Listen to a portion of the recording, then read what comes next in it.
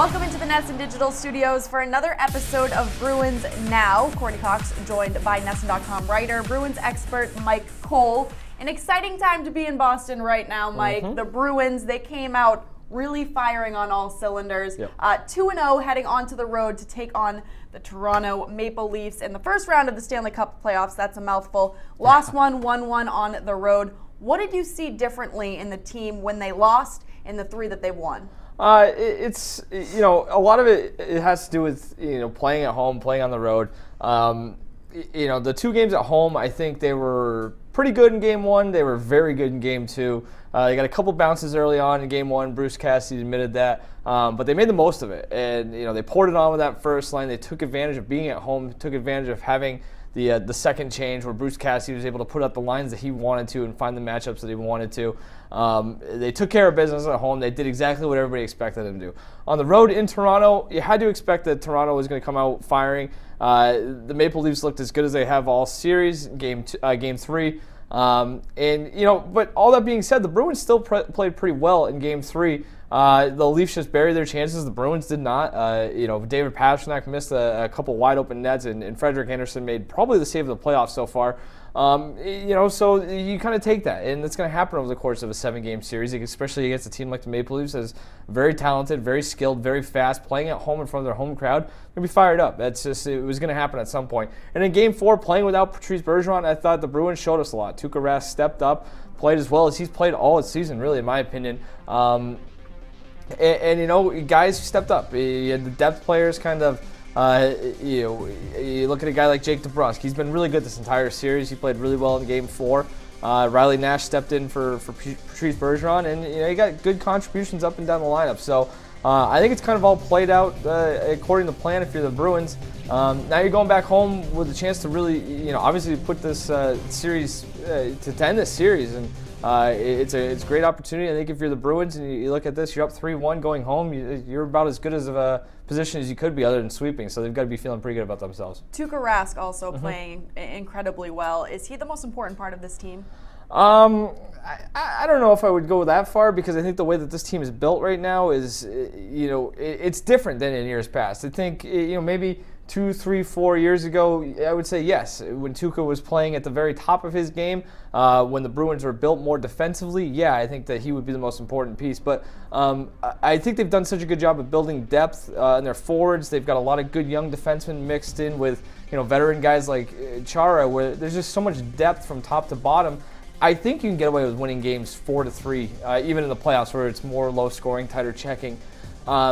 That being said, you want to make a deep Stanley Cup playoff run, you're going to have have your goalie steal you a game or two here or there. I hate that cliche. It sounds so dumb, but you look at a game like game four, the Bruins did enough to win that game, probably even without getting a great game from Tuukka Rask, but he was, he made all the big saves that they needed. He kept them in the game, and he allowed them to keep building on that lead. So you're going to need that every once in a while. The team's playing without its best player. They didn't look good for the entire 60 minutes. It certainly wasn't their best 60-minute effort, but he made all the big saves when he needed to.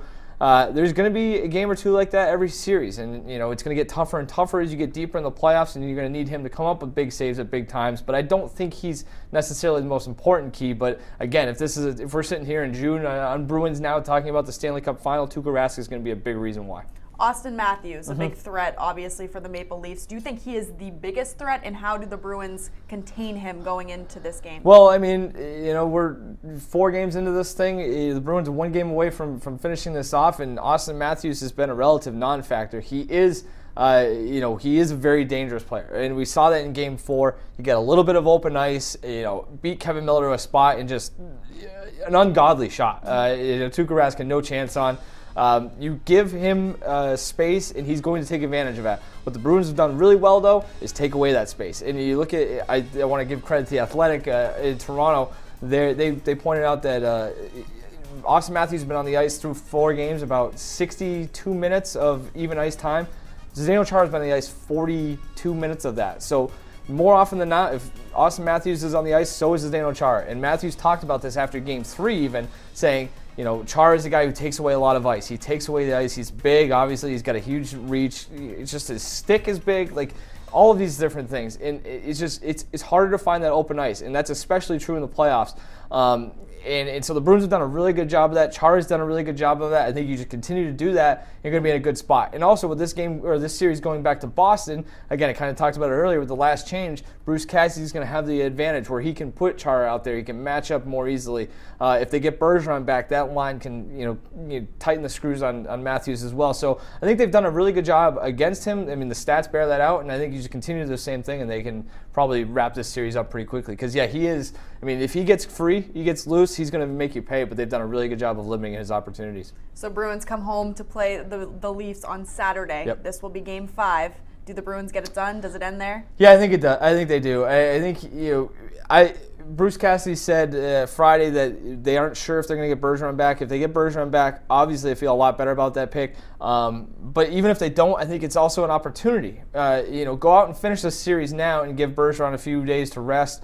If you can get through the series in 5 games and 2 of them you didn't have Bergeron, that's a feather in the Bruins' cap. But I think this is a team that gets it. I think it's a team that understands the opportunity that's in front of them, not only in this series but in the long run. And if you're going to make a deep playoff run, these are the kind of games where you have to take care of business. Just finish this team, get out of this series, and move on to the next one. Not necessarily looking ahead, but just take care of business at home on Saturday night in front of a raucous crowd. This is a game that they should win, and I think they will win. Interesting with Patrice out in Game 4 during Marchand posting that Players Tribune. If you haven't read it, we're going to talk about it in a little bit, but one of the best things I've read. Yeah, those two are, I mean, I think you don't want to spoil it too much, but Marchand said basically there's only 2 people I'll fight over in this entire world, and it's my brother and Patrice Bergeron. So if you mess with either one of them, you're going to fight. What a romance. That Patrice would always be the best one on the ice, so I'd have to be the second. Yeah, exactly. I mean, very good. These two are linked for the rest of their career. It's good. This is a debate down the road. As good of 1-2 combos we've seen in Boston in a long time. Absolutely. All right. Well, great stuff from Mike as always. You can follow along with him on Twitter at Mike Cole Nesson. And now it's time to look at the playoffs in the what if. That's always the good part of the season. What if they lose? What if they win? So let's pull up a little bit of a full screen to walk you through the what ifs. Well, we know that the Bruins are coming home for Game 5. That will take place Saturday night at the Garden, 8 p.m. Eastern Time. And if they win, they will take the first round. If they lose, they will play Game 6 on Monday in Toronto. And if they lose that, Game 7 on Monday at the Garden. Those times, obviously, to be determined, but we will have you covered as we progress in this playoff series.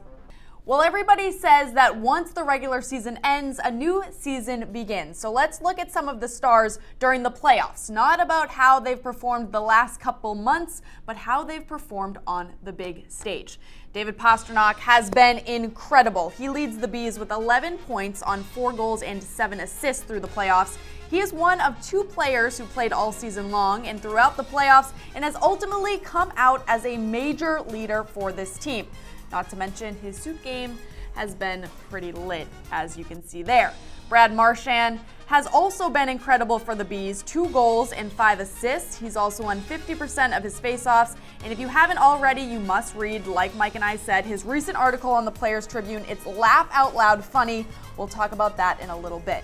Torrey Krug and Patrice Bergeron have both given the Bees some electricity. Obviously, Patrice sitting in Game 4. Krug has a goal while Bergeron doesn't, and both have 5 assists. Bergeron has won over 50% of his faceoffs, just like his good friend Brad Marchand. And how about Tuukka Rask? If you were at Games 1 or 2 at the Garden, you heard Tuuk a few times. In 178 minutes plus 122 shot attempts, Tuukka has saved 113 of them. Not bad at all. And after the Bruins took down the Maple Leafs 7-3 in Game 2 at the Garden, Patrice Bergeron was asked a question in French, and apparently David Pastrnak knows how to speak the language. Ton coéquipier, ton compagnon de trio a seulement 21 ans, mais il fait déjà des choses assez spectaculaires sur la patinoire. Il y a des gens qui apprennent à le découvrir à Montréal, entre autres, mais est-ce que tu considères qu'il a la reconnaissance qu'il mérite ou si ça va venir là, avec les années? Talking about you. Merci. Great stuff from Pasta as always. And Chara has been incredible on Instagram. If you follow along with him on social media, you basically feel like he's your best friend. You get to know more about him off the ice. And recently you found out how he feels about the Foo Fighters and Dave Grohl. He took to Instagram to post this photo. The caption is long, so I'm not going to read it. You can do that on your own time. But really great stuff. He's such a fan, and these captions are hilarious, so cute. And for a glance at the social media scene around the rest of the sports world, here's Casey's Social Drive, presented by Nissan. Time now for your Social Drive. Rob Gronkowski, he's bought a minority stake in a 3-year-old colt named Gronk. The racehorse, named after him, will race in next month's Kentucky Derby. The horse's trainer's family, big Patriots fans, so the naming was kind of a no-brainer. The tight end told the Wall Street Journal, quote, "Hopefully I can get a ride on the horse." You might get injured doing that, my friend. Well, per our guy, NESN.com's Doug Kyde, UCLA quarterback Josh Rosen is expected to fall in the draft, and now the Patriots are being linked to him. Doug adding today the Pats, who own picks number 23 and 31 in the first round, could look to move up to grab the young gun. So how many days until the draft? 7, and then we will know for sure. Now to the Vegas Golden Knights, becoming the first team in NHL history to complete a postseason sweep in their inaugural season. Took down the Kings no problem. Now the Golden Knights become just the 3rd team from the NHL, NBA, and MLB to complete a 4-game sweep to win their first ever playoff series. The Penguins did so in 1970, and the Boston Braves baseball team did so in 1914. That's your Social Drive. The Nissan Rogue has everything I need to take on today. Intelligent all-wheel drive when I need to follow the story or create my own path. Style, smarts, and storage. In the Nissan Rogue, I'm not just along for the ride, I'm driving. Shop the Rogue at your local Nissan store and choose Nissan.com. Innovation that excites. And watch me, Casey McDonald, with your Nissan Social Drive nightly on NESN Sports Today. All right, that will do it for this episode of Bruins Now. Really exciting stuff with this Bees team, so keep it locked in, NESN.com. We have all your coverage, and I'm going to leave you with this, the tweet from the Players Tribune, that article I keep talking about. I just want to tell you my favorite quote from the whole thing. Here it goes. "We had to get ourselves pumped up, so we'd always play that song by Sir Mix-a-Lot and sing along. You remember the one. Picture 4 little kids in full hockey gear and 1 grown man all alone on the road at 4:15 in the morning, screaming out, 'I like big butts and I cannot lie. You other boys can't deny.'" I told you, it's incredible. I'm going to leave you with that. You're welcome. We will see you next time, same place. Keep it locked in, NESN.com. We've got all your coverage.